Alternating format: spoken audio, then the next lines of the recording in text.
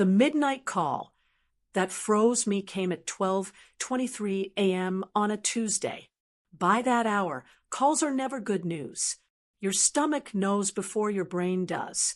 I was half asleep on my couch in my tiny apartment in town, an old movie still flickering on the muted TV, when my phone buzzed across the coffee table.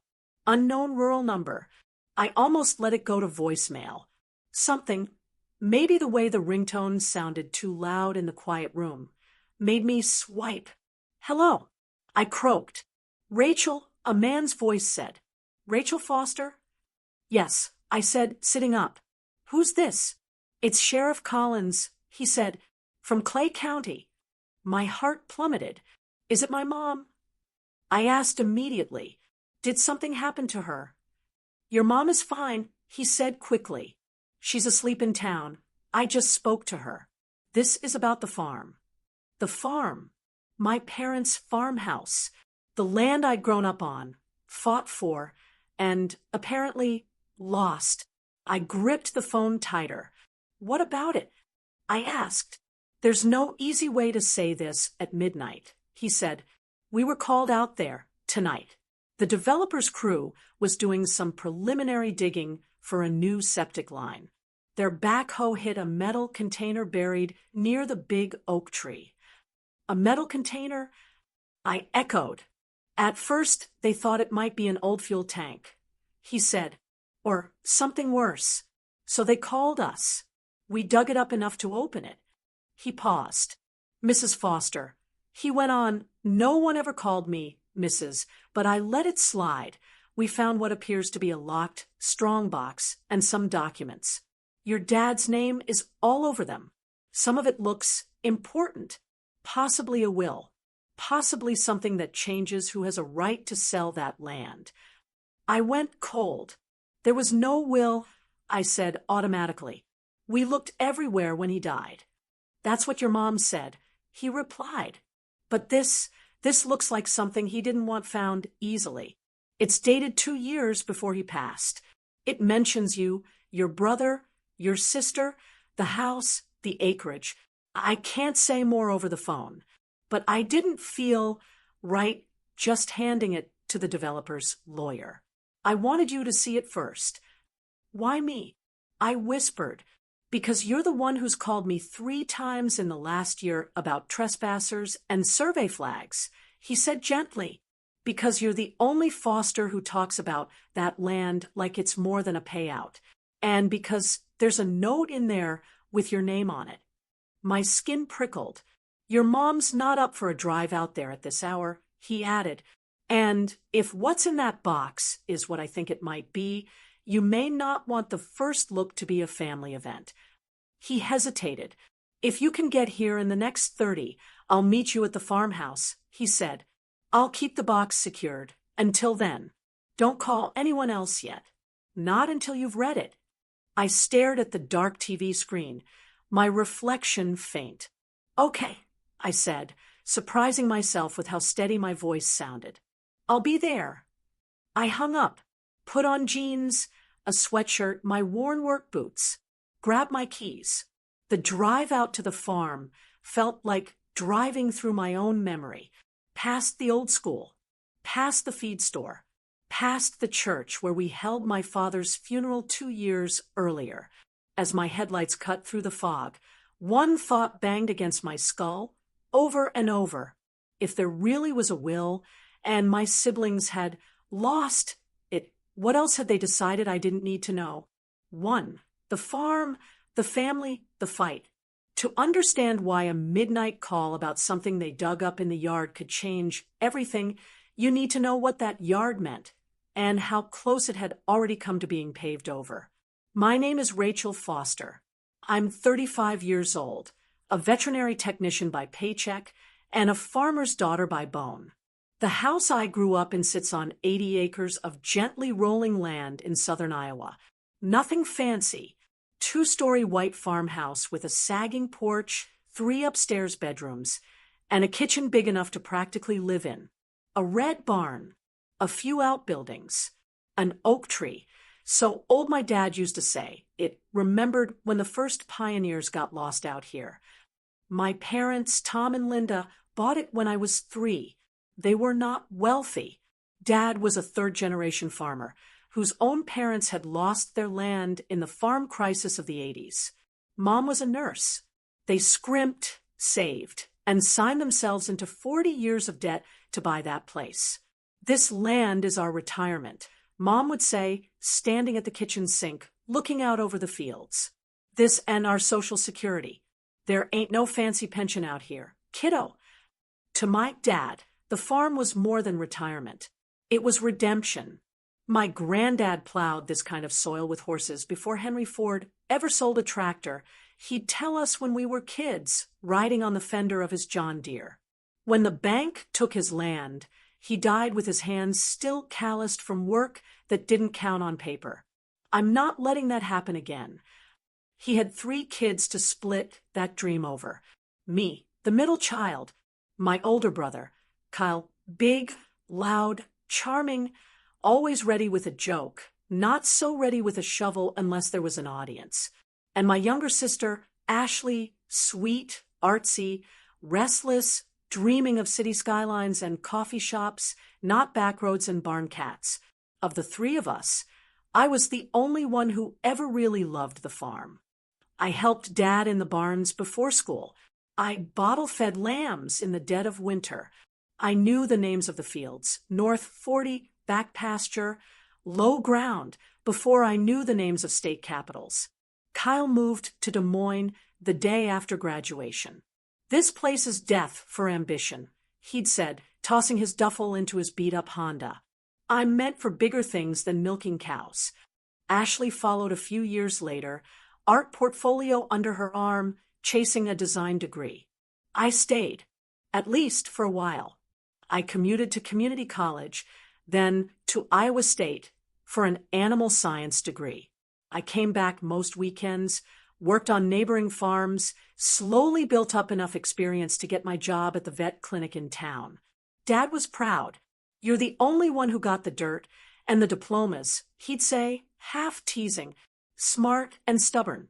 Dangerous combination. Mom worried. She worried about me tying myself down, about me being the only one left if anything happened to them. You should go live your life, Rachel, she'd say. The boys, Kyle and Ashley. She always lumped Kyle in with the boys. Though we only had one, they'll come back around when it matters. She said it like she believed it. I did not. When Dad had his first heart episode at 58, my suspicion hardened into something sharper. He walked out of the ER with a stern lecture and a handful of prescriptions. He did not change his ways. You can't reprogram a tractor overnight. He'd joke. I started pushing harder for a will. We have time, Mom would say, waving me off. He's stubborn, not dying. I'm stubborn because I'm dying someday, Dad would add. As for a will, it's simple. When we go, what's left gets split 3 ways. Fair is fair. Equal isn't always fair. I'd mutter, "What's that?" he'd ask, half hearing. Nothing, I'd say.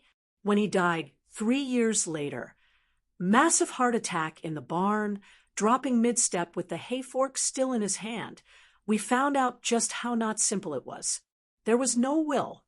Not in the file cabinet. Not at the lawyer's office. Not in the safe deposit box with Mom's wedding ring and their deed. Maybe he never got around to it. Mom had said weary. He always said he would, but you know your father. Legally, that meant everything. House, land, equipment went to Mom.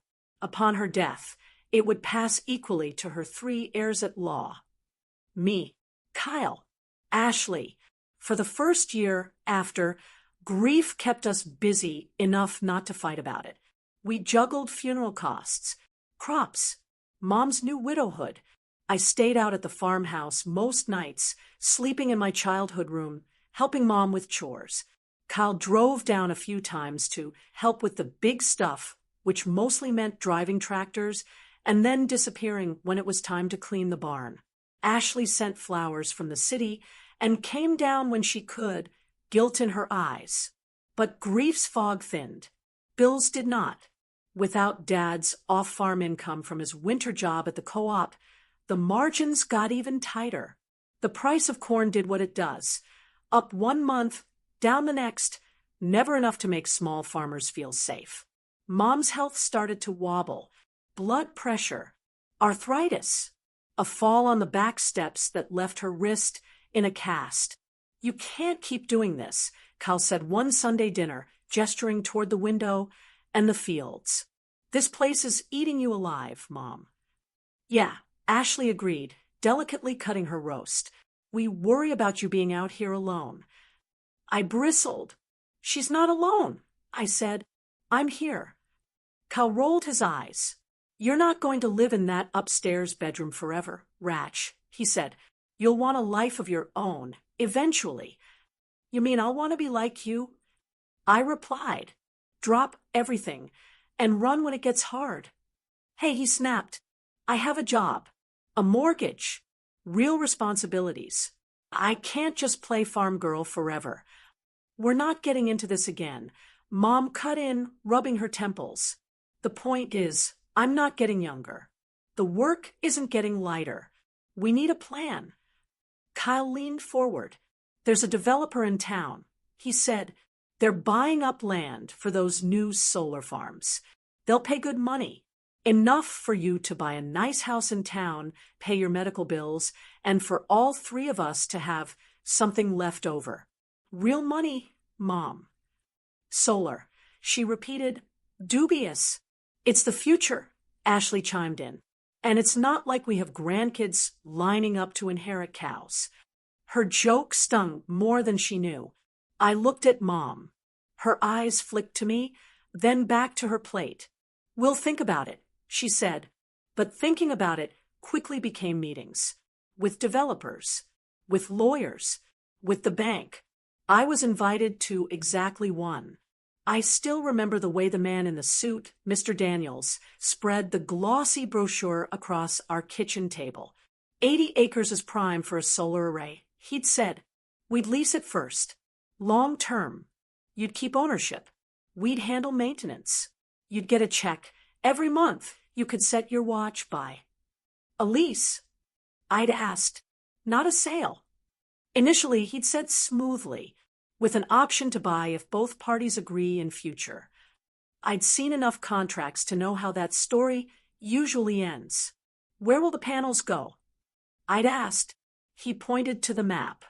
"The back 40, the best soil, the view from the kitchen window. Anywhere but the low ground that flooded every spring." "Why not the low ground?" I pressed. He smiled. "Panels don't like sitting in water," he'd said. "We want them visible from the road. Good PR, shows the county we're investing here." I'd looked at Mom, at the fields, at the oak tree outside. "Dad always said never to sell." I'd said, "To leave the land to us. All of us." "Your dad isn't here," Kyle had replied. "Mom is. It's her call. And she can't run this place alone forever. Ratch. Be reasonable." Being reasonable in that room meant aligning with their short-term need for cash, not with my long-term belief in what the land meant. Mom signed a letter of intent that day. No final sale, but a step. I felt something crack. Over the next year, survey flags sprouted like weeds. Strange trucks pulled into the driveway. Men with clipboards stomped through the fields. I called the sheriff twice when they cut across without knocking. Each time, he'd sigh and say, "Technically, they have permission from your mom, but I'll remind them to use the road like civilized people." I'd sleep in my old room, listening to the hum of distant generators instead of the lowing of cattle. I'd wake up angry, helpless. Then, one day, Mom dropped the bomb at breakfast. The lawyer drew up a buyout agreement, she'd said, pouring syrup over her pancakes. "The developer wants to purchase outright instead of lease. They're offering more than the place has ever been worth on paper." My fork stopped halfway to my mouth. "On paper," I repeated. "Rachel," she said wearily, "it's time." Your father isn't here. The kids, Kyle and Ashley, have lives in the city. You have your vet job. I'm tired. I want to live somewhere with neighbors, not fields. Somewhere I can get an ambulance in under 20 minutes. You could do that, I said, without selling everything. Keep the house. Sell part of the land. Maybe. The house is right in the middle, Kyle said. They need the whole block for the array. It doesn't make sense to keep a farmhouse in the middle of a sea of panels. I looked at Ashley. She wouldn't meet my eyes. They're offering you both a third of the proceeds too, Mom added, as if that sweetened the blow. After closing, equal shares. Equal. Not fair. That's Dad's ground. I said softly. Grandpa's. Great-grandpa's. You can't just hand it over to some corporation with a glossy brochure. It's just dirt when you can't pay your medical bills. Mom said sharply, You think I like it? I don't. But I like the idea of dying alone in a creaky farmhouse in a blizzard even less. I swallowed the words I wanted to say. That I wasn't leaving. That I'd be there. That I'd figure it out. But I had bills too. Student loans.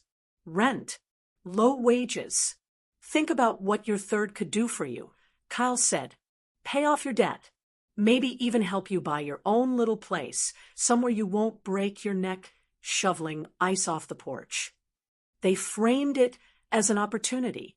It felt like an eviction. Mom signed the purchase agreement in August. Closing was scheduled for January. The oak tree had stood for over 100 years. It would be gone in 5 months. Unless something changed. I didn't expect that something to be a metal box in the ground. 2. The box under the oak. The farmhouse looked different at night. Menacing, almost.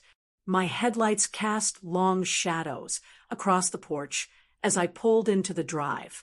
The sheriff's cruiser was parked near the barn. A backhoe loomed near the big oak tree, its arms suspended like a giant's bent elbow. Sheriff Collins met me halfway up the walk. He was in his 50s, sturdy, the kind of man whose uniform never quite hid the farmer underneath. Rachel, he said with a nod. Thanks for coming. What did you find?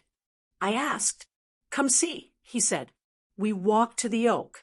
I'd climbed that tree as a kid. Hung a tire swing from its lowest branch. Buried pets under its roots. Now, the ground around it was torn up. Fresh dirt. A shallow hole. In it, half pulled from the earth, sat a rusted metal container about the size of a large cooler. Its lid lay to the side. Inside was a heavy, black fireproof box. A banker's type file box sat beside it, already out. I didn't open the safe, obviously, Collins said. Beyond my pay grade, and there's no warrant. But the file box wasn't locked. It was shoved in the cavity beside it. When I saw what was on top, he pulled on a glove and lifted a document from the box. Even in the dim yard light, I recognized my father's handwriting on the outside. Last will and testament of Thomas James Foster, copy. My knees went weak. You're sure this is real? I whispered. Looks like it, he said. Dated March 9th, 3 years before he died. Signed by him and 2 witnesses, both local guys I know. One's dead now, but the other confirmed he remembered signing something like this in Tom's kitchen. I stared. But we never found this, I said. We looked everywhere. He nodded. That's why I called you instead of your brother or sister. He said, I saw what happened at closing on that purchase agreement. The way they looked at that land. If there's a will that says something different from what they think they're getting, you deserve to know before they do. My throat tightened. Did you read it? I asked. Just enough to see names, he said. Yours. Your siblings. Your mom's. The farm. The words I leave, devise, and bequeath. That's above my pay grade, too. I'm not a probate judge, but I felt a hell of a lot better calling you at midnight than pretending I never saw it. Thank you, I said, meaning it in a way words felt too small to hold. He gestured to the safe. There's also this, he said. We can't open it without a court order or the combination, but there was a note taped to the top. He handed me a small, dirt-streaked envelope. My name was on it. Rachel, if they find this before you do, raise hell. My father had written in more or less those words. My hands shook as I opened it. Inside was a single sheet. Ratch, it said, if you're reading this, either I finally got around to telling you about the box, or someone else dug it up. Either way, I'm sorry. You know, I was never much for paperwork, he wrote. But after the first time I ended up in the hospital, your mother chewed me out until I sat down with Frank Miller and drew up a will. I left a copy with him, one with your mother, and one here. Miller's dead now. Your mother, she doesn't always see things the way you do. And your brother? Well, you know. I buried this here because I figured if anyone would ever think to look under the old oak, it'd be you. Maybe when you were climbing it or planting another dog. The will says what I couldn't say at the kitchen table without starting World War III. He continued. The farm, the land, and the house goes to you. Your brother and sister get insurance money, and the non-land assets I've built up. It ain't equal, but it's what I think is right. My breath caught. Kyle has a good job in the city, he wrote. Ashley, too. They don't want this life. You do. You've been here in the barns and fields with me. You know the land better than I do, half the time. If I split it 3 ways, you'll get outvoted the minute I'm gone. The land will be sold, and we'll be back where Grandpa was. I can't stomach that. I know I should have told them. He wrote. I didn't. Cowardice, maybe, or just plain tired. If you're reading this, and I'm gone, I guess the coward's bill has come due. I'm sorry to make you pay it. In the safe, there's more, he concluded. Some cash, some bonds, and a letter for your mom, and for each of you. Use what's there to hire yourself a good lawyer if you need one. Don't let anyone tell you you're crazy for wanting to keep what we built. Love, Dad. I had to sit down on a log. The ground felt unsteady. Your dad always liked to complicate simple things. Collins said quietly, There's nothing simple about this. I said, voice hoarse. He nodded. True, he said, but one thing is simple. He wrote a will. That changes the whole picture. What about the copy he said he left with the lawyer? I asked, and with Mom? Frank Miller's files are in storage at the county now. Collins said. He died 2 years back. I can check if there's anything there. As for your mom's copy, he grimaced. That's between you and her. I swallowed hard. Can I take this? I asked, holding up the will copy. Yes, he said. Technically, it's evidence of nothing criminal, unless someone tried to hide it. But even then, that's a civil court issue more than mine.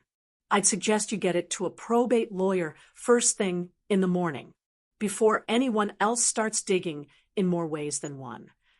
And the safe? I asked.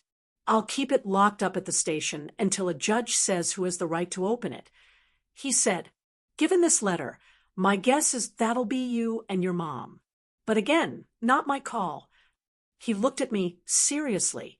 Rachel, he said, whatever you decide to do with this, do it fast. That buyer hasn't taken title yet. There's still time to stop the sale, but there won't be for long. I nodded, tears stinging. Thank you, Sheriff, I said again. He shook his head. Thank your dad, he said, for at least trying to look out for you, even if he took the scenic route to do it. 3, there was no will, she said. I didn't sleep that night. Back at my apartment, I spread the will copy on my kitchen table like a map out of a maze. It was real, properly formatted. Title, Last Will and Testament of Thomas James Foster. Paragraphs that read like they'd been fed through a legal template, but stitched together with his words. He appointed my mother as executor. He left certain personal items and bank accounts to her.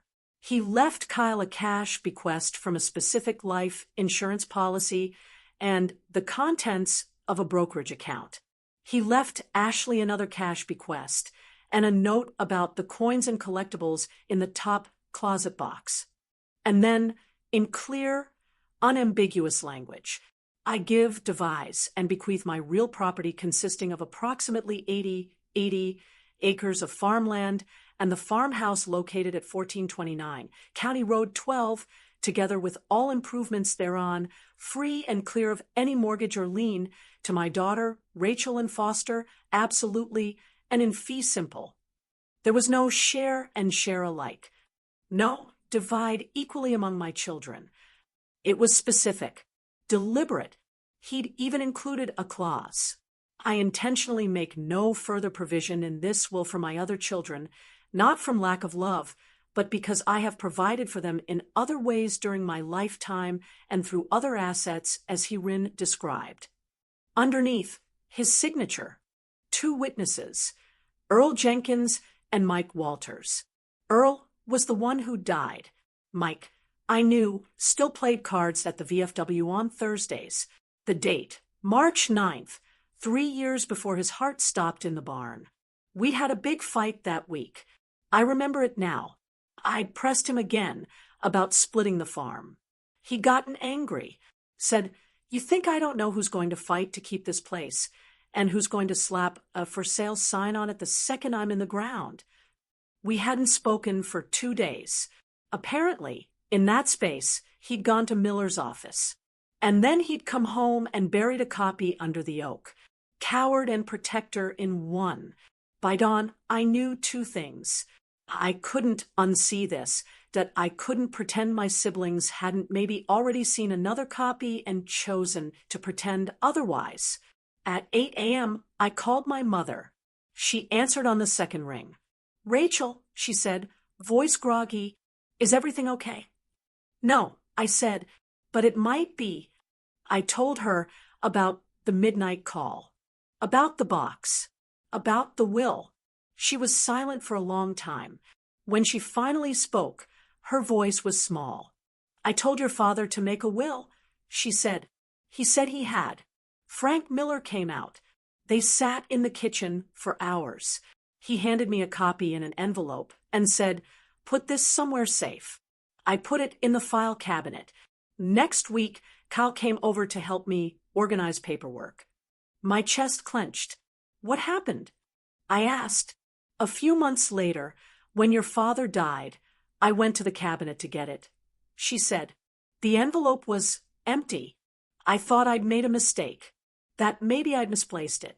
Did you ask Kyle?' I asked. 'I did,' she whispered.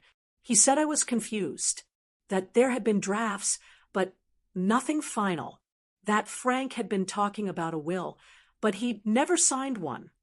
He said I was mixing it up in my grief.' I closed my eyes. 'And you believed him,' I said. 'I wanted to,' she said.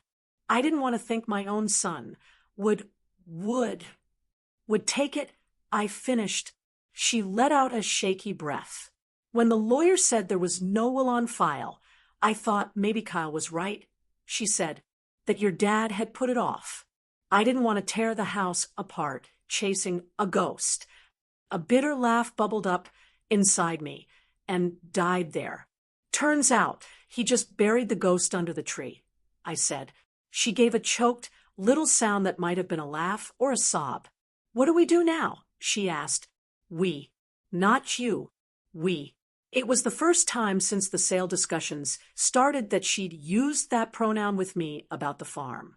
'We take it to a probate lawyer,' I said, 'today, before the sale closes, and we see if we can admit it as a valid will.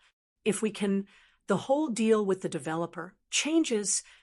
Kyle and Ashley will be furious,' she murmured. 'They're already counting the money,' I said. 'They'll be more than furious. But Grandma always said, better their anger than your lifelong regret.' For the lawyer and the letter of the law, the probate lawyer's office sat above the bank on Main Street. Angela Ruiz was in her 40s, hair in a bun, practical shoes, a face that could have been stern if not for the kindness around her eyes.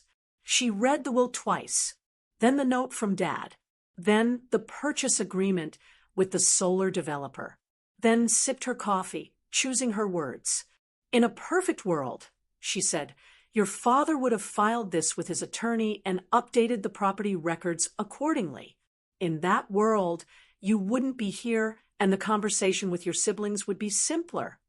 In a perfect world, he'd also still be alive, I said. She nodded once. True, she said. Given the world we actually live in, here's the situation. She flipped the will toward us. This appears to be a valid testamentary document, she said. Signed, witnessed, dated. The copy itself is not ideal.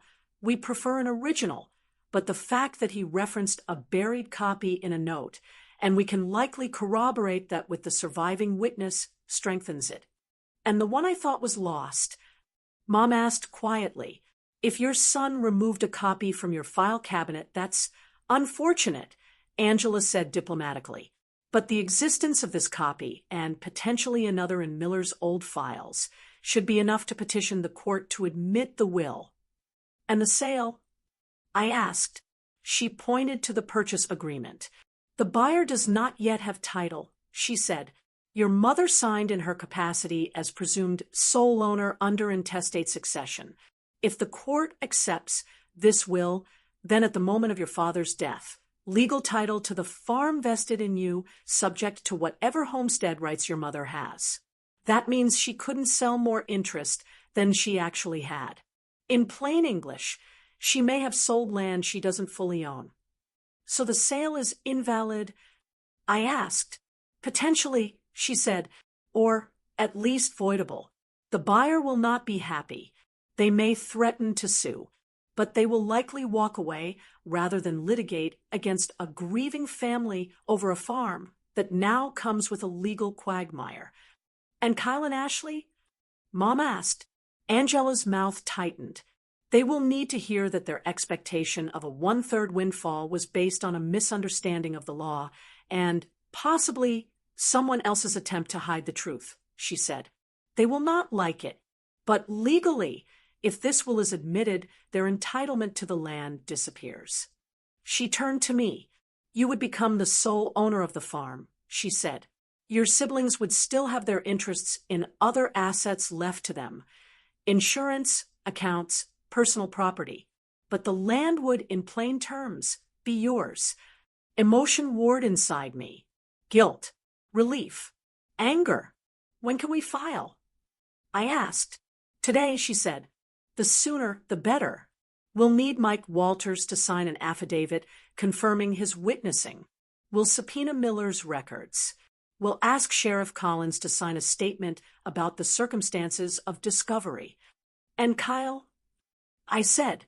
We are not obligated to tell him before we file, she said. Notice will go out to all heirs once the petition is accepted. If you choose to call him before that, I would advise you to have the conversation, somewhere public, and not alone. Mom flinched. You think he'd get violent? She asked, horrified. Probably not, Angela said. But anger can make people do stupid things. And right now, you and Rachel are in the right legally. Emotionally, that's messy, eh? She slid the will back to me. Your father took the scenic route, she said, but he did in his own way leave you a map. The question now is whether you're willing to walk the path it lays out, even if it means walking away from being the nice sister in your siblings' eyes. I thought of the farmhouse, the fields, the oak tree. I thought of Kyle's offhand comment at Thanksgiving. Once that check clears, I'm out of this town for good. I thought of Ashley's Instagram posts about manifesting abundance that always seemed to include expensive dinners paid for with money that never came from her art. I thought of my own hands, cracked from winter chores, holding Dad's note. Yes, I said, I'm willing. Mom took my hand. So, am I? She said quietly.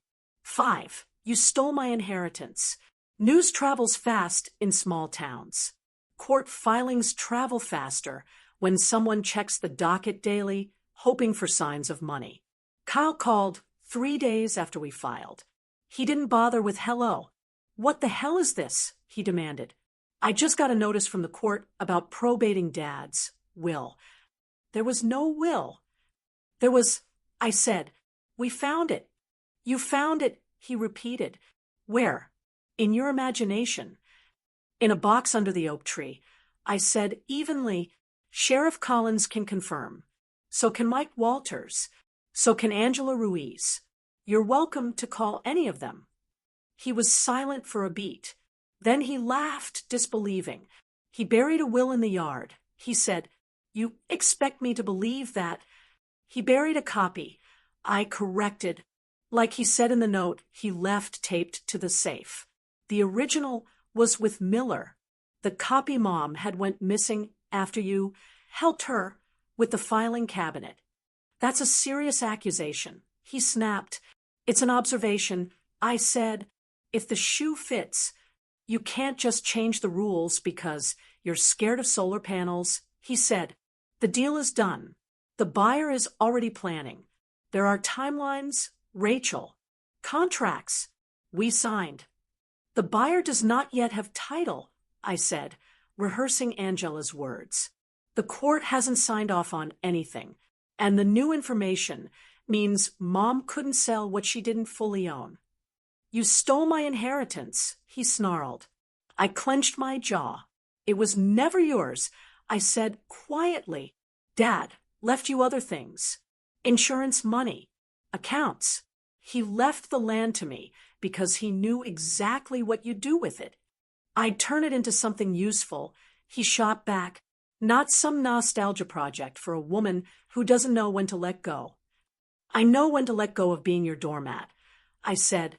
Apparently, that was the day they dug up Dad's will. He was breathing hard through his nose. "This isn't over," he said. "I'll fight this." "You're welcome to hire your own lawyer," I said. "The court will hear you, just like it'll hear Dad's. Signed wishes." He hung up on me. Ashley's call came an hour later. "Him I expected this from," she said without preamble. I didn't." "I'm not doing this to you," I said. "I'm doing what Dad asked, on paper. He gave you things too." "I don't want his coins," she said, voice shaking. "I don't know, a piece, a say." "You haven't been here," I said softly. "You visit, you take pictures in the sunflower patch, you post about coming home. But you don't shoulder the winters, the vet bills, the broken pipes, the taxes." He knew that. "So, that doesn't mean you get to shut me out," she said. "I'm not shutting you out," I said.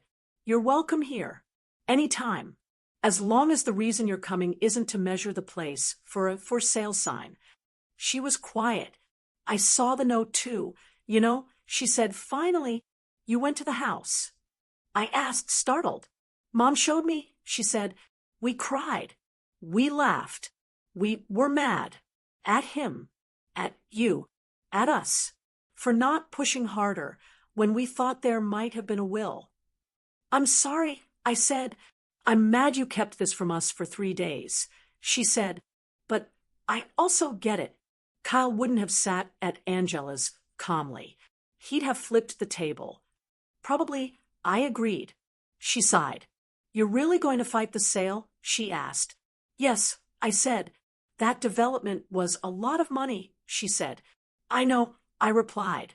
"And money isn't everything." "That's easier to say when you have some," she muttered. "We all have some," I said. "Just not as much as you thought. Maybe that's okay." Another sigh. "I don't know where this leaves us," she said. "Maybe in a place where we have to actually talk," I said. "Not just show up for holidays and pretend we agree about everything." "I'm tired," she said, "of fighting, of feeling like I'm the rope in a tug of war between you and Kyle." "I'm tired too," I said. "Maybe this is the only way to stop pulling." 6. The buyer walks away. Angela was right. The developer was not happy. Their lawyer sent a strongly worded letter about intent to consummate and reliance interests. Angela responded with phrases like after acquired evidence and defective title. In a meeting over Zoom, Mr. Daniels' polished smile cracked. "We've already invested significant time and resources in this project," he said. "We selected this parcel based on representations made by your client." My client represented her understanding of ownership at the time. Angela replied, "New evidence has emerged that changes that understanding. If you litigate, you risk months of delay and unfavorable press about pushing a grieving family into court for a project that needs community goodwill." He clenched his jaw. "I'll take this back to my principals," he said. A week later, they sent a short notice. They were terminating the purchase agreement without prejudice and reevaluating opportunities in other counties. In plain English, they were leaving. The survey flags came down. The truck stopped. Silence returned. The farm, for the moment, was safe. Kyle did not call to congratulate me. He sent a text. "Hope you're happy. You just cost all of us the easiest money we'd ever see." I typed, then deleted 3 responses. In the end, I wrote only, "Dad left us different things. I'm protecting mine.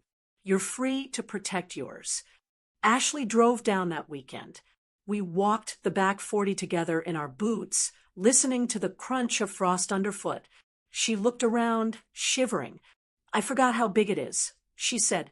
"You were always more interested in the farmhouse than the fields." I said, "True," she admitted. "Dad used to say I'd pave it all for a parking lot if they put a coffee shop in the middle." But he was half proud, half horrified. I said. She smiled faintly. "Yeah," she said. "He was." We stopped under the oak. The dirt was still scarred from where they'd dug. New snow softened the edges. "I'm angry," she said, "at him, for not telling us, for putting this on you, at you, for carrying it through." "I know," I said, "but I'm also," she trailed off, looking at the fields, "relieved that this place isn't going to be covered in panels and fences, that there'll still be somewhere to visit that feels like us." I swallowed the lump in my throat. "You'll always have a place here," I said, "as my sister, not as a shareholder." She laughed through tears. "Fair enough," she said. 7. Quiet revenge. Revenge sounds loud, explosive. Keyed cars and smashed plates and shouted confrontations. Mine looked like paperwork, like not signing, like signing something else instead, like moving assets into my own name properly for the first time, not just trusting that we'll get around to it. Kyle called me the villain at first. So did some of his friends, who had never set foot on the farm but had plenty of opinions about greedy farm kids who won't share. In town, it was more complicated. Old neighbors came by with casseroles and stories about my dad. "He always talked about you as the one who'd keep the place going," they'd say. Said the other 2 had itchy feet. At the feed store, one old farmer slapped my shoulder. "Your pa would be proud," he said. "Took some guts, what you did." It took a dead man's buried letter.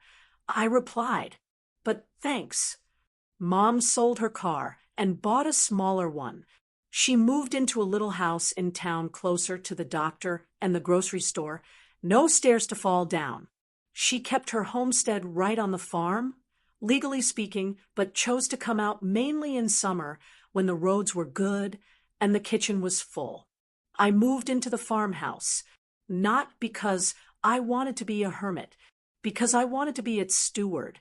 I rented some acres to a neighboring farmer I trusted, kept a few for my own hobby herd of goats, and a big garden.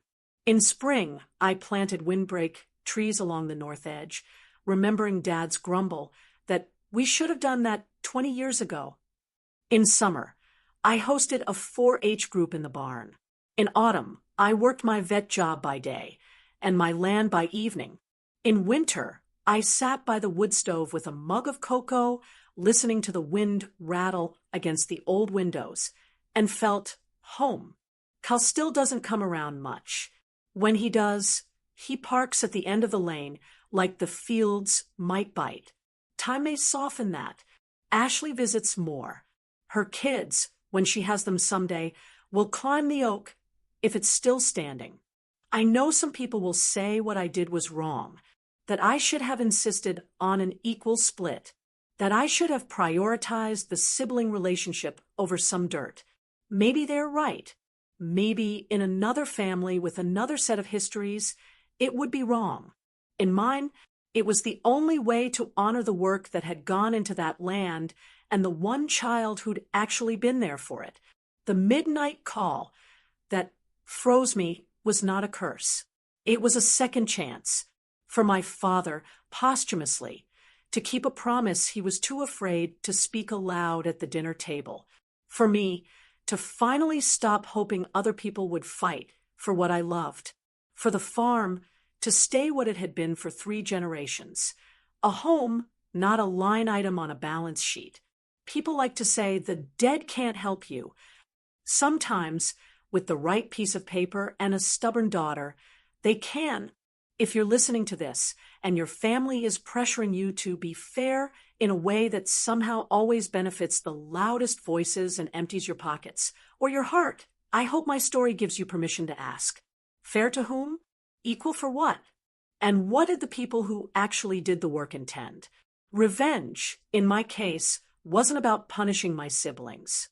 It was about refusing to be punished for loving something they only saw as a payday. I didn't scream. I didn't smash anything. I took a piece of paper out of a muddy box, carried it into a courtroom, and said, "This is what he wanted. I'm willing to be the one who lives with it." That's what changed everything.